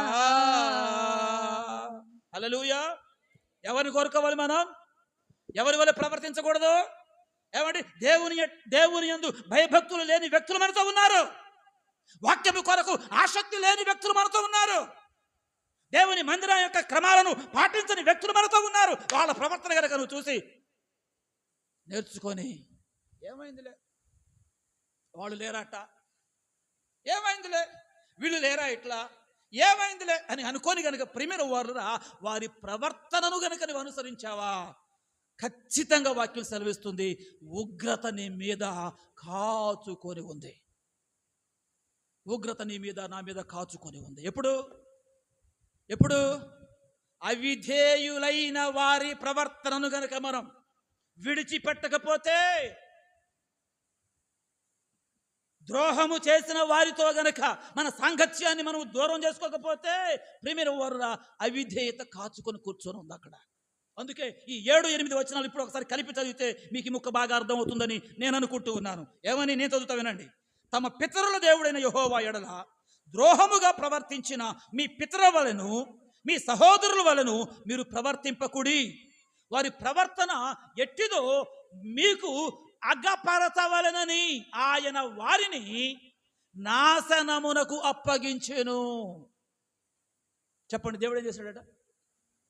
అమ్మా, ఎందుకు అప్పగించాడు చెప్పండి? వారిని నాశనమునకు అప్పగించాను. ఎందుకు? మీకు అగపరచవలెనని, మనకు బుద్ధి కలగాలని. సామెతల గ్రంథకర్త అంటాడు, సోమరి వాని పొలము నేను దాటి రాగా, అవన్నీ చూశా నేను, ముళ్ళ తుప్పలు, దూలగోడ్లు, చెత్త చెదారం, గడ్డి గాదం, శాపం, దరిద్రం, ఏమండి నిష్ఠ అంత అక్కడే ఉంది. అయితే అంటాడు, నేను దానిని చూచి దానిని కనిపెట్టి, అది సంగతి. నీతో పాటు ద్రోహం చేసే వాళ్ళని దేవుడు ఎందుకు ఉంచాడంటే, నీతో పాటు దుర్మార్గులను దేవుడు ఎందుకు ఉంచాడంటే, నీతో పాటు భక్తి చేయని భక్తిహీనులను ఎందుకు ఉంచాడంటే, నీతో పాటు నీకున్న ఆసక్తి లేని వ్యక్తులను దేవుడు ఎందుకు ఉంచాడు అని అంటే, నీకు గుణపాఠం నేర్పడానికి. అక్కడ ఉంది, వారికి నాశనము కలగజేసి నీకు అగపరిచి నీవైనా ఆ ఉగ్రత పాలు కాకోకుండా తప్పింపబడి నిత్యరాజ్యమైనటువంటి పరలోకంలోనికి ప్రవేశిస్తామని ప్రియమైన వారులరా దేవుడు ఈ లేఖనాల ద్వారా మనతో మాట్లాడుతూ తెలియజేస్తున్నాడు. అందుకోసం ఇప్పుడు ఎందో వచ్చిన మనం చూసినట్లయితే, మీ పితరుల వలె మీరు అవిధేయులుగాక. ఏం కావద్దు మీరు? మీ పితరుల వలె అవిధేయులుగాక. మన పితరులు అవిధేయులు. మన పితరులు దేవుని ప్రేమ ఎరగని వారు, దేవుని దగ్గరకు రానివారు, దేవుని కట్టడలకు లోబడని వారు, లోకాన్ని ప్రేమించి లోకములో ఉన్న వాటిని ప్రేమించి వాటిని అనుభవించి అదే జీవితం అనుకొని ప్రియమైన వారు చచ్చి నరకానికి పోయారు. వాళ్ళని ఎందుకు వెంబడిస్తావు నువ్వు? వాళ్ళని ఎందుకు అనుసరిస్తావు నువ్వు? కాదు. ఇప్పుడు మనం దేవుని యొక్క లేఖనాలను బట్టి సరైనటువంటి సంగతిని, సత్యాన్ని మనం అర్థం చేసుకొని వారి వలె అవిధేయులు గాక యెహోవాకు లోబడండి. దేవునికి లోబడండి, దేవుని చిత్తానికి లోబడండి, దేవుని యొక్క వాక్యానికి లోబడండి, దైవ సేవకులకు లోబడండి, దైవ క్రమములకు లోబడండి. తల్లిదండ్రులకు లోబడండి. ఈ మాట అన్నానని చెప్పింది ఒక సంఘం మారాడు. ఏమండి వాడు మారిందే కాకుండా వాళ్ళ అమ్మని కూడా ఎత్తుకుపోతున్నాడు, కుటుంబాన్ని కూడా. ఏంటి ఏ సంగతి అంటే, పాస్టర్ గారు చర్చిలోకి వచ్చిన దగ్గర నుంచి అమ్మ బాబుకు లోపడమంటున్నాడు, నేను ఇక్కడ లోపడతా ఉంటే నిన్ను కొట్టడం కుదరదే మా అమ్మ, నేను బాధడం కుదరదే మా అమ్మ అని చెప్పేస్తాను. వాడు ఇప్పుడు సంఘానికి రావట్లా, సంఘానికి రానివ్వట్లా. ఆ తల్లి చెప్పి ఒకటే కుమిలిపోతా ఉంది. ఏం చేయాలి? ఏమండి ఇంతోడికి నచ్చట్లా, ఎదిగిన కొంతమంది మనుషులకి నచ్చట్లా. ఏంటి నచ్చంది? లోపడటం. ఏంటి నచ్చంది? దేవుని వాక్యం. అరే దేవునికి లోపడండి రా బాబు, దేవునికి లోపడండి అయ్యా, దేవునికి లోపడండి, యెహోవాకు లోపడండి. ఎందుకంటే మీ పితరులందరూ కూడా ఎవరు? అవిధేయులు. మన బాబులు ఎవరు? అవిధేయులు. మన పెద్దలంతా ఎవరు? దేవునికి అవిధేయులు. దాని వలన వారంతా కూడా ఉగ్రత పాలయ్యారు. ఉగ్రత వారి మీద తొలగక వారి మీద నిలిచి వచ్చింది. అయితే ఇప్పుడు ఉగ్రత మన మీద నుంచి తొలగిపోవాలి అని చెప్పేసానంటే మనమందరము అమ్మ చెప్పండి, ఎవరికి లోపడదా? లోబడే వారందరూ ఒకసారి చేతులు ఎత్తి స్తోత్రం చెప్తారా? ఎవరికి లోపడదా? లోబడితే ఏం చేయాలి నువ్వు? లోబడితే ఏం చేయాలి? ఏం చెప్పమంటాడు అక్కడ? లోబడి ఆయన శాశ్వతముగా పరిశుద్ధ పరచిన ఆయన పరిశుద్ధ మందిరములో. ఏమండి ఎక్కడ ఏం చేశాడు దేవుడు? దాన్ని ఆయన శాశ్వతముగా పరిశుద్ధ పరచిన ఆయన పరిశుద్ధ మందిరములో ప్రవేశించి మీ దేవుడైన యెహోవా మహోగ్రత మీ మీద నుండి తొలగిపోవునట్లు. అంటే ఇప్పుడు ఏం చేస్తే ఉగ్రత తొలగిపోద్ది అమ్మా? ఏం చేస్తే? నాకులాగా ఇంత పెద్ద బైబిల్ కొనుక్కుంటే, లేకపోతే నాకులాగా పైనుంచి కిందగా తెల్లబట్టలేస్తే. ఏమండి చెప్పండి, ఉగ్రత ఏం చేస్తే తొలగిపోదంటండి అమ్మా? సేవించాలి. ఏం చేయాలి? సేవించాలి. సేవించడం అంటే సేవించడం దాన్ని కూడా సేవించడం అంటారు. తాగడం సేవించడం అంటారు. ఏమండి సేవించడం అంటే ఏంటి? ఏం చేయాలి? సేవ అంటే ఇప్పుడు మాకులాగా సేవ చేయటమా? ఏమంటే కొంతమంది ఇది ఒక పిచ్చి సేవ అంటే ఇదని కానే కాదు. ఆయన మందిరములోనికి ప్రవేశించి మీ దేవుడైన యెహోవా మహోగ్రత మీ మీద నుండి తొలగిపోవునట్లు ఆయనను సేవించుడి, ఆయనను ప్రేమించుడి, ఆయనను ఆరాధించుడి, ఆయన కొరకు మీ విలువైన సమయాన్ని కేటాయించండి, మీ సమయాన్ని సమర్పించండి, సమర్పణ చేయండి. పంతులు గారు ఎవరైనా ఏదైనా తీసుకుని వస్తే తెచ్చిన వాటిని అన్నింటినీ కూడా సమాప్తయామి అంటా ఉంటారు. మాటి ప్రతిదానికి కూడా. ఏమండి ఏదైతే తీసుకుని వచ్చారో నేనేమన్నాను? సమాప్తయామి కాదు, సమాప్తయామి అంటే మరి షాపు. ఏమంటే సమర్పణయామి ప్రతిదీ కూడా. ఏమంటే సమర్పిస్తూ ఇది సమర్పిస్తున్నావు. ఏమండి దేవుని దగ్గరకు వచ్చేవాడు ఎవడు కూడా ఓడకలు రాకూడదట. పండో, ఫలమో, కాయో, ఆకో, పుష్పమో, వస్త్రమో, ఏమంటే ఫలమో ఏదో ఒకటి తీసుకొని రావాలి. తీసుకొని వచ్చి నేను కూడా అయ్యగారికి ఇస్తే అయ్యగారు దేవునికి ఆ మనిషి పేరట ఫలానా దేశీ అని చెప్పేసి పేర్లను ఎత్తి, కులమాన్ని ఎత్తి, అన్ని సమర్పిస్తాడు. ఒక మాట చెప్పనా, ఆ సమర్పణ వలన ప్రియమైన వారు ఒకవేళ ఏది మనం సమర్పించామో అవి ఒకవేళ ఎవరైనా పొందుకుంటామేమో కానీ మన జీవితాన్ని కనుక దేవునికి సమర్పించగలిగితే, మన సమయాన్ని కనుక దేవునికి సమర్పించగలిగితే వాక్యం సెలవిస్తూ ఉంది, ఉగ్రతను మన మీద నుండి తొలగిపోవును. దేవునికి స్తోత్ర. ఇప్పుడు ఈ మాటలు చెప్పడంలో నా ఉద్దేశం ఏంటి? ఈ మాటలు మనకు జ్ఞాపకం చేయడం ఇప్పుడు దేవుని ఉద్దేశం ఏమిటి? ఏమండి అర్థమైన వాళ్ళు చెప్పండి అమ్మా. ఏం తొలగిపోవాలి? ఎవరి మీద నుండి? నా మీద నుండా? మరి మీ సంగతి ఏంటి? ఎవరి మీద నుండి తొలగిపోవాలి అమ్మా? ప్రశాంత్ ఏంటి సంగతి? కళ్ళు మూతలు పడిపోతుంది పాపం. తెల్లారగట్టు ఎప్పుడు వెళ్ళిందో ఏంటో బిడ్డ. ఏసు రక్తమే. స్తోత్రం చెప్పండి. ఏడి మన వారం వంశీ కనపడ్డాడు. మళ్ళీ ఏడి ఇరిపాడు హైదరాబాద్ మళ్ళీ. Very good. దేవుని స్తోత్రం కలుగును గాక. చిన్నక్కేది డ్యూటీ. ఏసు రక్తమే. ఎంత మంచోళ్ళో ఈ డ్యూటీలు. కర్మ ఏం కర్మో కానీ నాయన దేవా తండ్రి ప్రభువా, ఏం చేయాలో అర్థం కావట్లా. ఆయన పరిశుద్ధ పరిచిన ఎంతకాలానికి? శాశ్వత కాలానికి ఆయన పరిశుద్ధ పరిచిన పరిశుద్ధ మందిరములో ప్రవేశించి మీ దేవుడైన యెహోవాను ఏం చేయాలి? చెప్పండి ఏం చేస్తారు? వచ్చి అభ్యాసం అది మాకు వద్దండి పాస్టర్ గారండి, సేవించడం మాకు వద్దండి, ఆరాధించడం మాకు వద్దండి, ఆయన గురించి పాడటం మాకు వద్దండి, ఆయన గురించి చప్పట్లు కొడటం మాకు వద్దండి, ఆయన గురించి ఓ హల్లెలూయా ఆరాధన మాకు వద్దండి. మాకేం కావాలంటే మీకే తెలుసు ఏం కావాలి. అసలు ఒక మాట అడుగుతాం మిమ్మల్ని, అసలు ఆరాధనలో ముఖ్యమైనది ఏంటి? ఆదివారం ఆరాధనలో ముఖ్యమైనది ఏంటి? పాస్. దైవ గ్రంథమైన పరిశుద్ధ బైబిల్లో నుంచి యోబు గ్రంథం. ప్రియులారా, దేవుడు ఈ 5 రకాల ఉగ్రతలలో నుంచి మనం విడిపించాలి, తప్పించాలి అని చెప్పేస్తానంటే మనం ఎక్కడి నుంచి తొలగిపోవాలి? యోబు గ్రంథం 22వ అధ్యాయము 23వ వచనం చదువుకుందాం.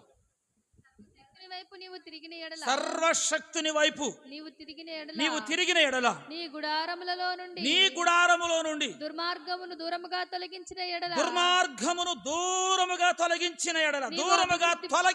ఎడల నీవు అభివృద్ధి పొందెదవు. ఇదిగోండి, దేవుడు తొలగించాల్సిన ఆయన తొలగించాలని అంటే నీవు నేను మనం తొలగించుకోవాల్సిన వాటిని మనం తొలగించుకోవాలి. ఏం తొలగించుకోమంటున్నాడు ఇక్కడ? నీ గుడారములో నుండి దుర్మార్గమును దూరముగా కనుక మనం తొలగించుకోగలిగితే, హల్లెలూయా, ఏం చేసుకోవాలట? ఎక్కడి నుంచి?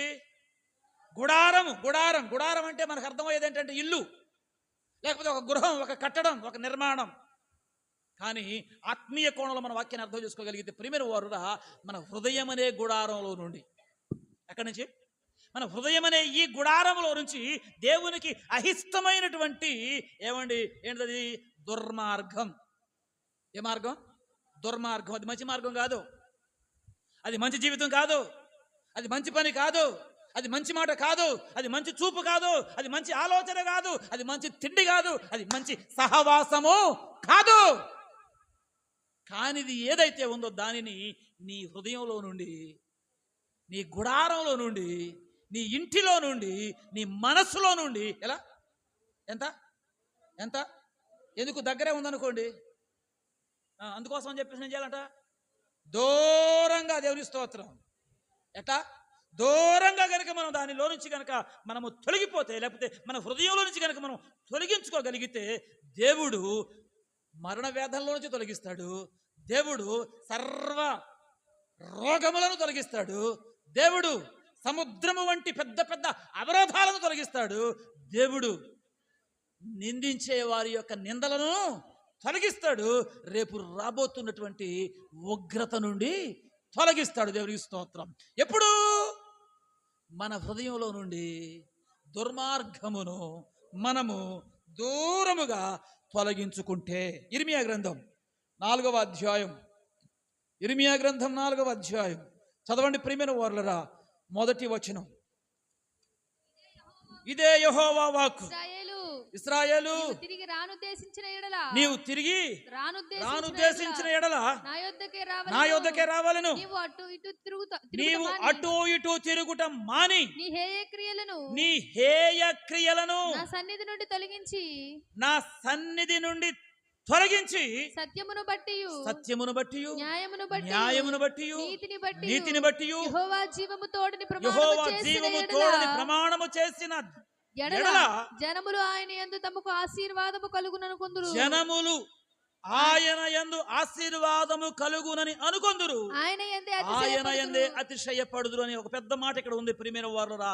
అయితే ఇక్కడ మనం గమనించవలసిన ప్రాముఖ్యమైన విషయం ఏంటయ్యా అనంటే, మనము గనక మనకు తెలియకోకుండానో, లేకపోతే ఇతరుల ప్రేరేపణను బట్టో, లేకపోతే బుద్ధిపూర్వకంగానో చేసే కొన్ని హేయ క్రియలు. ఏ క్రియలు? హేయ క్రియలు అంటే హేయము. హేయము అంటే ఏంటి?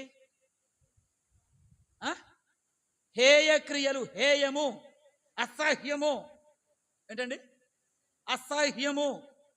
ఏం అసహ్యం? మనకి కొన్ని అసహ్యం, పనికి మనం చెత్త వాసన వస్తుంది అనుకోండి, ఏం చేస్తాం? కనబడకుండా భయంకరమైన చెడ్డ సన్నివేశం కనబడింది అనుకోండి, ఏం చేస్తాం? ఏమండి? కొన్ని అసహ్యం చేసే క్రియలను బట్టి కొన్నిసార్లు మనుషులు కూడా అంతే, చేసే పనులను బట్టి కొన్నిసార్లు అసహ్యం, హేయ క్రియ. ఏ క్రియ? దేవునికి ఇష్టం లేని క్రియ, చేయకూడని క్రియ. ఇప్పుడు ఆలోచన చేసుకోనండి. అటు ఇటు తిరుగుట మాని, ఏమని మాని నీ హేయ క్రియలు, ఎవరిని బట్టి ఆ క్రియలు చేస్తున్నావో, ఎవరు నిన్ను ప్రేరేపిస్తున్నారో, పురికొల్పుతున్నారో ఏం చేయడానికి సామెతల గ్రంథం మొదటి అధ్యాయం మీరు చదువుకున్న తర్వాత వారు రమ్ము మనము ఒకరిని ఏం చేద్దాం అని పాపులు నిన్ను ప్రేరేపించినప్పుడు ఒప్పకము. ప్రేరేపించే పాపులు ఉన్నారు లోకంలో, పాడు చేసే దుర్మార్గులు ఉన్నారు లోకంలో, చెడగొట్టే ఏమండి ఉన్నారు లోకంలో. అందుచేత నువ్వు అట్లాంటి వాళ్ళ వైపు చెప్పండి ఏం చేయకూడదు, అటు ఇటు చెప్పండి ఏం చేయకూడదు. స్తోత్రం చెప్పండి, హల్లెలూయా. మరి ఎటు తిరగాలి మనం? దేవుని వైపు తిరగాలి, దేవుని ఆలయం వైపు తిరగాలి, దేవుని మందిరము వైపు తిరగాలి, దేవుని సన్నిధిలో తిరగాలి. కానీ వచ్చిన గొడవ ఏంటంటే ఈ రోజున ప్రియమైన వారు మన పిల్లలకి బాగా అటు ఇటు తిరగడం బాగా అలవాటు అయిపోయింది, ఇష్టం అయిపోయింది. అందుకు వదిలేశారు తల్లిదండ్రులు కూడా ఏం చేయలేక.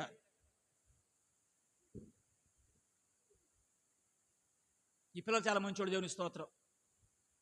మరి రాని మన పిల్లలందరూ ఏరు, ఇంకా మన కుటుంబాలలోని పిల్లలందరూ ఏరు. ఇంకా ఆవిడ ఏడుతుంది, చిట్టికి 10th క్లాస్ స్కూల్ పంపలేదని చెప్పేసి అని. ఏమంటే చర్య ఎంత బుద్ధిగా కూర్చున్నాడు, దేవుని స్తోత్రం కలుగును గాక. ఏమంటే మోహన్ తోడు ఎంత లక్షణంగా కూర్చున్నాడు, దేవుని స్తోత్రం కలుగును గాక. ఏమంటే ఇంకా మిగిలిన మన పిల్లలేరే. ఒకవేళ అవుట్ ఆఫ్ అయితే వేరే విషయం, కానీ లోకల్లో ఉండి ఏమండి ఈ తిరుగుబోతు సన్నాసులతో కూడా కలిసి తిరుగుడుకు అలవాటు పడి దేవుని సన్నిధిని దూరం చేసుకోగలిగితే వారిలోనికి వచ్చేవి ఏ క్రియలయ్యా అని చెప్పేసానంటే వాక్యం చెప్తున్న మాట నా మాట కాదు. అది సంగతి. ఏమన్నా తెలీదు, మన పిల్లలు ఎవడైనా మ్యాట్నికి వెళ్ళారేమో, ఫస్ట్ షోకి వెళ్ళారేమో, వాళ్ళతో కలిసి తిరుగుతున్నారేమో, వాళ్ళతో కలిసి. మర్చిపోకవాకండి, దుష్ట సాంగత్యము అంతే, పాడైపోతారు. రేపు పొద్దున ఏడుతావు నువ్వు, ఎత్తినోరు బాదుకున్న తిరిగి నీకు ఆ రోజులు రావిక. వాక్యం సెలవిస్తున్న మాట, వాక్యానికి మనం అందరం విధేయులు కావాల్సిందే ప్రియమైన వారు. ఎందుకు అని చెప్పేస్తున్నానంటే హేయ క్రియలు ఒక వ్యక్తిలో ఉంటే దేవుడు వారి విషయంలో వచ్చే ఏ విషయాన్ని కూడా ఆయన తొలగించలేడు. దుర్మార్గత మన హృదయాల్లో ఉంటే ఏ విషయంలో నుంచి మనం బయటపడలేం. కాబట్టి మరణ వేదనలు తొలగాలన్నా, సర్వ రోగాలు పోవాలన్నా, ఆటంకాలు పోవాలన్నా, నింద పోవాలన్నా, ఉగ్రత నుంచి మనము బయటపడాలన్నా, ఒకటి మన హృదయంలో దుర్మార్గం ఉండకూడదు, 2 మన క్రియలు హేయమైన క్రియలుగా కనబడకూడదు. అంటే రహస్యంగా చేయమని కాదు అక్కడ, రహస్యంగా చేసినా బహిరంగంగా చేసినా అది హేయక్రియ అయితే ఒకవేళ సేవకుడు చూడకపోవచ్చు, సేవకురాలు చూడకపోవచ్చు, మీరు చూడకపోవచ్చు, కానీ ఎవరు చూస్తున్నారు? దేవుడు చూస్తున్నాడంతే. కాబట్టి ఈ హేయక్రియ గనక మనము తొలగించుకోగలిగితే అక్కడ రాయబడిన మాట, ఆయన యందు తమకు ఆశీర్వాదము కలుగును అని జనులు అనుకుంటారట. దేవునికి స్తోత్రం. కాబట్టి దేవుడు తొలగించే ఆ 5 విషయాలు మన పట్ల జరగాలి అని చెప్పేస్తున్నానంటే, ఒకటి మనలో నుంచి దుర్మార్గాన్ని తొలగించి వేసుకోవాలి మనం. 2 మనలో నుంచి హేయ క్రియలు తొలగించి వేసుకోవాలి. చివరిగా ప్రియమైన వారురా, సంఖ్యాకాండం 16వ అధ్యాయం, సంఖ్యాకాండము 16వ అధ్యాయం. ఇంకేం తొలగించుకోవాలి, ఎక్కడి నుంచి మనం తొలగాలి? రండి నాతో కూడా కలిసి సంఖ్యాకాండము ప్రియులరా 16వ అధ్యాయము చదవండి, 24వ వాక్యం. సంఖ్యాకాండం 16వ అధ్యాయము 24వ వాక్యం. కోరాహు దాతాను అభిరాముల యొక్క నివాసముల చుట్టుపట్ల నుండి తొలగిపోవుడని జనసమూహముతో చెప్పము. దేవునికి స్తోత్రం. చెప్పండి అందరూ ఒకసారి గట్టిగా. ఏమంటున్నాడు దేవుడు ఇక్కడ? ఓ ఇశ్రాయేలు సర్వ సమాజమా, 6 లక్షల కాల్బలంగా బయలుదేరినటువంటి నా ప్రజలారా, మీ ప్రయాణములో మీతో కూడా ఉండకూడని ఒక గుంపు తయారయ్యింది. ఎవరా గుంపు అని చెప్పేస్తానంటే పేర్లు ఉన్నాయి అక్కడ. కోరాహు, దాతాను, అభిరాము. అందరితో కలిసి వీళ్ళు కూడా గుడారాలు వేసుకొని ప్రియమైన వారు బాగానే ఉన్నారు. కానీ ఉన్న ఈ ముగ్గురు వాళ్ళకు తోడు మరొక 250 మందిని పోగేసుకున్నారు. ఎందుకు? దేవుని మీద తిరుగుబాటు చేయడానికి, ఎందుకు? మోషే మీద తిరుగుబాటు చేయడానికి. ఎందుకు? అహరోను మీద తిరుగుబాటు చేయడానికి. ఎందుకండి? ఏం చేయడానికి? తిరుగుబాటు చేయడానికి. కాబట్టి ఈ విషయమై ప్రిమిన వర్ర మోషే దేవుని సన్నిధిలో ప్రార్థన చేస్తే దేవుడు మోషేకి ఇచ్చిన జవాబు ఏదో చెప్తే ఆ జవాబును బట్టి ఈ ముగ్గురిని పిలిపించి కాస్త సెటిల్మెంట్ చేద్దామని చెప్పేసి మోషే ప్రయత్నం చేస్తే వీళ్ళు అన్నారు, మేము రాము. ఏంటి? మేము రాం, మాకు అవసరం లేదు. నువ్వేమైనా మా మీద పెత్తందారివా? నువ్వేమైనా మా మీద పెద్ద ఇదా అదా అని చెప్పేసి అని చెత్త కబుర్లు చెప్పారు. ఏంటి ప్రభువా, పరిష్కారం చేద్దాం అనుకుంటే వీళ్ళు ఇటు అంటున్నారు, ఏం చేయమంటావు నాయన అని చెప్పేస్తున్నానంటే దేవుడు అన్నాడు, సరే వాళ్ళు రారు కదా, అట్టాగే ఉంచండి. కానీ వాళ్ళు మీతో ఉన్నారు, వాళ్ళ గుడారాలు మీతో ఉన్నాయి, వాళ్ళ ఇళ్ళు వాకిళ్ళు వాళ్ళు కలిగినవన్నీ కూడా మీతో కూడా ఉన్నాయి, మీరు వాళ్ళతో ఉన్నారు. కాబట్టి ఇప్పుడు మీరు ఏం చేయాలంటే అక్కడ ఉంది 24వ వచనం, కోరాహు, దాతాను, అబీరాముల యొక్క నివాసముల చుట్టుపట్ల నుండి ఏమవ్వండి? ఎక్కడి నుండి?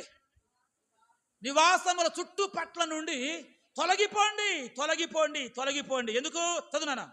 అప్పుడు మోషే లేచి దాతాను అబీరాముల ఎదుగు వెళ్ళగా ఇశ్రాయేలీయుల పెద్దలు అతని వెంట వెళ్ళిరి. అతడు ఈ దుష్టుల గుడారముల యొద్ద నుండి తొలగిపోవుడి, ఈ దుష్టుల గుడారముల యొద్ద నుండి తొలగిపోవుడి, మీరు వారి పాపములన్నిటిలో పాలివారై నశింపకయుండునట్లు వారికి కలిగినదేదియు ముట్టకుడి అని ఆ సమాజముతో అనెను. దేవునికి స్తోత్రం. ఏమంటున్నాడు దేవుడు ఇక్కడ? ఏమంటాడు ఇక్కడ దేవుడు? నేను తొలగించేవి నేను తొలగించాలి అని అంటే ఇప్పుడు మీరు తొలగిపోవాలి ఇక్కడి నుంచి. ఎక్కడి నుంచి?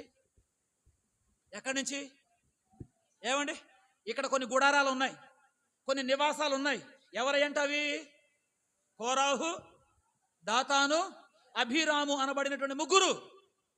దేవుడు ఇక్కడ స్పష్టంగా అంటున్నాడు, ప్రియమైన వారా, మీరు వారి గుడారాల దగ్గర నుంచి ఏమవ్వాలి? ఇప్పుడు తొలగిపోండి, తొలగిపోండి, తొలగిపోండి. లేదు ప్రభువా, వాళ్ళు మా చిన్ననాటి దోస్తులయ్యా, మేమంతా కలిసే ఐగుప్తులో బ్రతికామయ్యా. ఏంటయ్యా? మేమంతా కలిసే ఐగుప్తు నుంచి బయలుదేరి బయటకు వచ్చామయ్యా. మేమంతా కలిసే నువ్వు చేసిన కార్యం ఎర్ర సముద్రం పాయలు చేస్తే దాటామయ్యా. ఎరుతాను ఏకరాశికి నిలబెడితే దాటామయ్యా. ఎరికో కోట గోడలు కూలిస్తే చూసామయ్యా. మా దోస్తులయ్యా, మేము కుదరదు, కొంచెం ఇంకేమైనా చూడ అంటే కలవదు అక్కడ వ్యవహారం. మనలో చాలా మందికి వచ్చిన తిప్పలు అయ్యాయి ఇప్పుడు. వాడ నేను అర్థం చేసుకుంటారు, అపార్థం చేసుకుంటారు నాకు తెలియదు. కానీ ఇదిగో ఈ ఏమంటారు దీన్ని? దీన్ని ఏమంటారంటే ఏదో తెలియని మాయ. వదిలిపెడితే ఎట్ట, చూడకపోతే ఎట్ట, కలిసి ఉండకపోతే ఎట్ట, కొన్నిసార్లు పలకరించకపోతే ఎట్ట, పిలిచినప్పుడు వెళ్ళకపోతే ఎట్ట, ఇట్లాంటి ఆలోచనలు ఏవో ప్రియమైన వారురా మనలో నీకు చేర్చబడి దేవుడు ఇక్కడ 1కి 2 సార్లు చెప్పాల్సి వచ్చింది. 44వ వచనం కూర్చున్నాను ఒకసారి. అక్కడే మీరు ఈ సమాజము మధ్య నుండి. అబ్బా, ఎన్నిసార్లు ఎందుకు చెప్పాల్సి వస్తుంది? ఒకసారి చెప్తే అర్థం కాదా నీకు? అరే నీకు ఆ సమాజంతో నీకు పని వద్దు. మోషే అహరోనులకు విరోధముగా పోగుబడిన వారు ఎవరు వీళ్ళు? కొంచెం గట్టిగా చెప్పవచ్చు, పర్వాలేదు, చెప్పరా. ఎవరు వీళ్ళు? మోషే ఎవరు? ఐగుప్తు నుంచి విడిపించిన నాయకుడు. అహరోన్ ఎవరు? దేవుని పక్షమున ప్రజలతో మాట్లాడుతున్నవాడు, ప్రజల పక్షమున దేవునికి యాజకత్వం చేస్తూ ఉన్నటువంటి యాజకుడు. మోషే లేకపోతే వీళ్ళకి ఐగుప్తు నుంచి విడుదల ఉందా? అహరోను లేకపోతే వీళ్ళకి యాజకత్వం జరిగించడానికి అవకాశాలు ఉన్నాయా? లేవు. మరి అవన్నీ అనుభవించినప్పుడు వాళ్ళ మీద నువ్వు విరోధంగా ప్రవర్తిస్తావేంటి? వాళ్ళ మీద ఎదురాడుతావేంటి? వాళ్ళ మీద తిరుగుబాటు చేస్తావేంటి? ఏమంటే చేసిన ఈ తిరుగుబాటును బట్టి ప్రియమైన వారు ఈ 16వ అధ్యాయంతో మీరు తర్వాత చదువుకోండి. వాక్యం సెలవిచ్చే మాట ఏంటంటే ఇప్పుడు దేవుడు వీళ్ళని ఎక్కడికి తొలగిపోమంటాడంటే ఎదురాడే వారెవరైతే ఉంటున్నారో, విరోధంగా పోగుబడిన గుంపు ఏదైతే ఉందో వాళ్ళ దగ్గర నుండి అమ్మ చెప్పండి హల్లెలూయా. ఏం చేయమంటున్నాడు? తొలగిపోతారు. మరి పాస్టర్ గారండి మనకెవరు ఉన్నారండి? అందరు మనోళ్ళేగా, అందరు మనమేగా అని మనకు అనిపిస్తుంది. కానీ కొన్నిసార్లు కొన్ని గుణగణాలు బయటపడినప్పుడు అవును అప్పుడు దాకా అందరు మనోళ్ళే. వీళ్ళ బుద్ధి ఏదో బయటపడేంత వరకు అంత మనోళ్ళే, కానీ వీళ్ళ బుద్ధి ఎప్పుడైతే బయటపడిందో వీళ్ళ బుద్ధి తిరుగుబాటు స్వభావం, వీళ్ళ బుద్ధి ఎదురాడే స్వభావం. దీనిని బట్టి ప్రియమైన వారురా, మోషే అహరోను దేవుని సన్నిధిలో ప్రార్థన చేస్తే దేవుడు అంటున్నాడు, మీరు అక్కడి నుంచి తొలగండి. ముందు ఏంటి వాళ్ళు సెట్ చేయాలని చూశాడు దేవుడు, పిలిపించాడు, రాలా, సెట్ అవ్వలా. ఒకసారి చూశాడు, రెండుసార్లు చెప్పాడు, మూడోసారి కూడా చెప్పాడు. ఏమని చెప్పాడు చెప్పండి? వారి నివాసముల నుండి, వారి గుడారముల నుండి, వారి చుట్టుపట్ల నుండి తొలగిపోండి. ఎందుకు ప్రభువా, ఏం చేస్తావు నాయన, ఇక్కడ దాకా తీసుకొచ్చాక ప్రభువా, ఎట్టగట్టి ఒక్కసారి క్షమించి సహించి ఎట్టగట్టి ఆ కానాన్లో పెట్టేనాయని చెప్పేసానంటే, ఈ జాతి కనుక అక్కడ ఉంటే కానాన్ని మొత్తం పాడైపోద్ది. ఏమైపోద్ది? ఇజ్రాయేలీలు మొత్తం ఇకంతే నేర్చుకుంటారు, కుదరదు అని చెప్పేసి దేవుడు ఖచ్చితంగా చెప్పాడు. ప్రియమైన వారు చెప్పిన దాన్ని బట్టి ఏంటి ప్రభు అని చెప్పేసి అని వాళ్ళతో దేవుని ప్రార్థన చేస్తే దేవుడు తొలగిపోండి తొలగిపోండి తొలగిపోండి అన్నాడు. అలా తొలగిపోయిన తర్వాత దేవుడు ఈ భూమికి ఆయన ఆజ్ఞ ఇచ్చాడట. దేవునికి స్తోత్రం. ఏమని ఇచ్చాడంటే, ఈ కోరాహు, ఈ దాతాను, ఈ అభిరాములు, ఈ ముగ్గురు ఎవరు? వీళ్ళు తిరుగుబాటుదారులు. ఎవరండి వీళ్ళు? తిరుగుబాటుదారులు. ఎవరు వీళ్ళు? ఎదురాడువారు. ఏమండి, ఎవరైతే ఉన్నారో దేవుడు అన్నాడు, ఆ గుడారాల దగ్గర మీరు తొలగిపోండి అని చెప్పి వాళ్ళు ఉన్న గుడారాలు, వాళ్ళు ఉన్న నివాసాలు దగ్గర ఉన్న ఆ భూమికి దేవుడు మరి ఏం ఆజ్ఞాపించాడో తెలియదు కానీ ప్రియులరా, ఉన్నటువంటి భూమి ఒక్కసారిగా ఇలాగున నెర విడిచి ఆ మూడు కుటుంబాలను, ఆ కుటుంబాలకు సంబంధించినటువంటి వ్యక్తులను, ఆ కుటుంబాలకు సంబంధించినటువంటి ఆస్తి పాస్తులను భూమి నోరు తెరిచి వారిని మృంగి వేసెను అని బైబిల్లో ఉంది. ఏం చేశారంట? ఎందుకు? అది సంగతి, అది సంగతి. ఇప్పుడు వాళ్ళతో కూడా కలిసి మనం కూడా మృంగబడకోకుండా ఉండాలి అని అంటే, అబ్బా పాస్టర్ గారు అండి, అయ్యా దేవుడా, అయ్యా మోషే గారు, అయ్యా అహరోను గారు, కుదరదండి, మనవాళ్లే కదా నేను చెట్ట వేసుకుని తిరుగుతాను, మనవాళ్లే కదా నేను జోడ వేసుకుని తిరుగుతాను, మనవాళ్లే కదా చేయి కలుపుకొని కుదరదండి. దేవుడు అంటాడు, చెప్పండి ఏమని? ఏమని? ఇప్పుడు నువ్వు తొలగాల, ఆయన తొలగించాలా? నేను తొలగాల, ఆయన తొలగిస్తాడా? ఏమండి, ఎవరు తొలగాలి ఇప్పుడు? మరి మనం తొలగమే. మనకు జాలి ఎక్కువ, ప్రేమ ఎక్కువ, అభిమానం ఎక్కువ. ఏమండి, అందుచేత ప్రియమైన వారు కొన్నిసార్లు వాళ్ళ కష్టంలో, వాళ్ళ నష్టంలో, వాళ్ళ ఇబ్బందిలో, వాళ్ళ మీదకి వచ్చే ఆ దేవుని కోపాగ్ని, దేవుని ఉగ్రతలో ప్రియులరా, ఒకవేళ వీళ్ళు తొలగకూడదు ఉంటే వీళ్ళు కూడా ఏమైపోయేవాళ్ళు? ఏమంటే ఇప్పుడు గుడారం అనుకుని ఉన్నాయి. దేవుడు అన్నాడు, కొంచెం తొలగండి అక్కడి నుంచి. ఎందుకంటే కరెక్ట్గా ఎంత మనం గాడి పెట్టి, ఎంత హద్దు పెట్టి చేసినా ఎంతో కొంత ఏమవుతుంది? పక్కన కూడా కూలిదిగా. ఏమంటే కూలయ్యింది పక్కన మన ఇల్లు ఉందనుకోండి, ఆళ్ళు కూలుతుంది, నాకేమనుకుంటే కుదిరిద్దా? ఏం చేయాలి? ఏమో హల్లెలూయా. తొలగిపోవలసిన చోట నుంచి మనం తొలగిపోతే, తొలగించవలసిన వాటిని దేవుడు తొలగిస్తాడు. దేవునికి స్తోత్రం. చెప్పు, ఏమేమి తొలగిస్తాడు? ఏమేమి తొలగిస్తాడు? 1, 2, ఎక్కట్లా, పట్టట్లా, అబ్బట్లా, 3, 4, 5 ఈ ఆయన తొలగించాయి. ఎప్పుడు? మనం దుర్మార్గం తొలగించుకుంటే, మనం హేయక్రియలు తొలగించుకుంటే, 3 గట్టిగా ఎదురాడే గుంపు నుంచి మనం తొలగిపోతే. హల్లెలూయా. లేదండి, నేను కావాలంటే పాస్టర్ గారా, ఇదిగో మోషే అహరోనా, ఇది ఇక్కడ దాకా ఎట్టాగో వచ్చాం కాబట్టి ఎటో గట్టు వెళ్తే కానాన్ అదే పోతుంది. అవసరమైతే మీరు లేకపోయినా పర్వాలేదు, ఆళ్ళతోనే ఉంటామంటే కానాను కాదు కదా, కనీసం నువ్వు ఉన్న కాలు కింద భూమి మీద కూడా ఉండవు. దాతాను, అభిరాము, కోరాహు ప్రియమైన వారులరా, తిరుగుబడేటటువంటి ఒక గుంపుగా తయారైపోయి చేరవలసిన కానాను చేరక మధ్యలోనే ఆ విధమైనటువంటి పరిస్థితి తెచ్చుకున్నారు. ఇదంతా ఏంటి అంటే మనం గమనించవలసింది, మనం కొన్ని వాటిని మనము తొలగించుకోగలిగితే దేవుడు తొలగించవలసిన ఆ 5 విషయాలు తప్పక మనందరి విషయమై తొలగించునుగాక. అట్టి కృప మనకు అనుగ్రహించునుగాక. ప్రార్థన చేసుకు, ప్రార్థనలో ఏకీభవిద్దాం.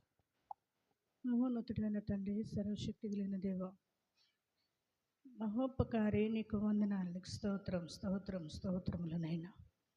ఘనుడవు, మహోన్నతుడు, ఇంతవరకు ప్రభువ మీ మాటల ద్వారా మాకు నైనా దేవా నీకు స్తోత్రాలు. మేమేమని చేయాలో నైనా మేము ఎలాగో మీ యందు భయభక్తులు కలిగి ఉండాలో మీరు మాతో మాట్లాడారు. మీకు స్తోత్రాలు. మరొకసారి బోధించారు. మరొకసారి మా హృదయాలకు దేవా మీ వాక్యాన్ని నైనా అందించినందుకు నీకు స్తోత్రాలు ప్రభువా. మహోన్నతుడా నీకు వందనాలు. దేవా, మరణము ఆయనను బంధించుట అసాధ్యము. దేవుడు ఆయనకు కలిగి ఉన్న మరణ వేదనను తొలగించెను అని ప్రభువా ఆ మాటతో మీరు మాతో మాట్లాడారు. మీకు స్తోత్రాలు. దేవా, నీ కుమారుడైన క్రీస్తుకు మరణ వేదనను తొలగించినట్టుగా మా జీవితాలలో మాకు కూడా అనేకమైనవి తొలగించేసావు నైనా. దేవా, సర్వరోగాలను తొలగిస్తానన్నావు. నీకు స్తోత్రం. స్తోత్రములు నైనా. ఐగుప్తులో ఉన్నట్టుగా ఏ తెగులు అయినా మీ గుడారానికి రాదు, మీకు రాదు. సర్వరోగాలన్నిటినీ నేను బాగు చేస్తానని సెలవిచ్చావు. ఇది మీకు సాధ్యం, అది సాధ్యం కాలేదు అని లేదు ప్రభువా. ఎందుకంటే మీరు శరీరధారిగా ఉన్న దినాల్లో అనేకులను బాగు చేశారు, స్వస్థపరిచారు, చనిపోయిన వారిని సైతం లేపావు ప్రభు. నీకు స్తోత్రాలు. అందును బట్టి కృతజ్ఞతా స్తోత్రాలు నైనా. దేవా, మా జీవితాలలో తండ్రి నీకు వందనాలు ప్రభు. నీకు స్తోత్రం, స్తోత్రం, స్తోత్రములు నైనా. దేవా తండ్రి నీకు వందనాలు. అందుకు మీ ముందుకు నైనా మీ సన్నిధిలో ముందుకు సాగడానికి కలిగి ఉన్న ఆటంకాలన్నిటిని తొలగించే దేవుడు. ఇశ్రాయేలీయులు నిజమేనయ్యా, ముందు పోతే సముద్రం, వెనుక వెళ్తే ఐగుప్తు సైన్యం, అలాంటి మధ్యలో భయభ్రాంతులైపోతున్నప్పుడు నీవు ప్రభువా ఆరిన నేల నడిపించిన గొప్ప దేవుడు నైనా. నీకు స్తోత్రాలు. ఆటంకాలన్నిటినీ తొలగిస్తావు అయినా. దేవా నీకు వందనాలు. ఈ పరిచర్యలో దేవా, ఈ ఆత్మీయ యాత్రలో మేము ముందుకు నడిచేటప్పుడు ఎటువంటి అవరోధాలు, ఆటంకాలు అయినా వాటన్నిటినీ తొలగించగల సమర్థుడా నీకు వందనాలు. వాగ్దానం చేసిన వాడు, నమ్మదగిన వాడు ప్రభువా, మీకే వందనాలు. అయినా నింద నుండి తొలగించే దేవుడు ప్రభువా, నీకు స్తోత్రాలు. దేవా, అన్న మీద పడిన నింద గొడ్రాలని అయినా నిందని ప్రభువా, ఆ నిందను తొలగించి తనకు పిల్లలను మీరు కలుగజేసినందుకు మీకు స్తోత్రాలు ప్రభువా. దేవా, అటువంటి వాటిని ప్రభువా మా మీద నుండి తొలగించి ప్రభువా మమ్మల్ని ఏమి తొలగించుకోమన్నారంటే గుడారములో నుండి, మా హృదయం అనే గుడారములో నుండి, మా ఇంటిలో నుండి, మా పిల్లల హృదయాలలో నుండి ప్రభువా దేవా దుర్మార్గతను తొలగించుకోవడానికి మీరు సహాయం చేయి. దుర్మార్గతను వదిలించుకోవాలి నైనా, తొలగించుకోవాలి ప్రభువా. ఏ క్రియలను ప్రభువా మేము మా హృదయంలో నుండి తొలగించుకునేటట్లుగా మీరు సహాయం చేయండి అయినా. దేవా మీకు ఇష్టమైన పనులే నైనా, మీకు ప్రియమైన పనులే చేయడానికి మీరు సహాయం చేయి. మీరు ఉదయకాలమే దైవపుత్రులారా అని మీరు సెలవిచ్చావుగా నాయనా. మేమందరం నీ పిల్లలము, నీ పుత్రులము, నీకు ఇష్టమైన బిడ్డలు కనుక ప్రభువా దేవా పవిత్రమైన జీవితం, పరిశుద్ధమైన జీవితమే, మీకు ఇష్టమైన బ్రతికే మేము జీవించడానికి మీరు సహాయం చేయమని ప్రార్థిస్తున్నాం. అంతేకాదు నైనా దేవా నీకు వందనాలు. ఇది నాయన ఎంత సులువుగా పనిచేస్తుందంటే దేవా మీరు జ్ఞాపకం చేసుకోండి నాయనా. ఆ కోరాహు, దాతాను, అభిరాముల గురించి ప్రభువా నిజమే, వాటి గుడారముల దగ్గర నుంచి మీరు తొలగిపోండి అని మీరు సెలవిచ్చారు అయ్యా.